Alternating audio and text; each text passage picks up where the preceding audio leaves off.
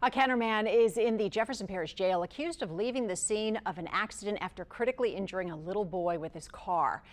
This morning, police arrested 43-year-old Juan Orellana at his home in the South Lake subdivision. He was booked with hit and run with serious bodily injury.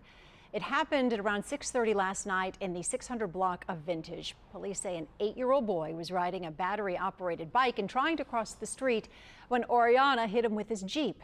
Witnesses say Orellana stopped but then drove off when he realized the boy had been hurt.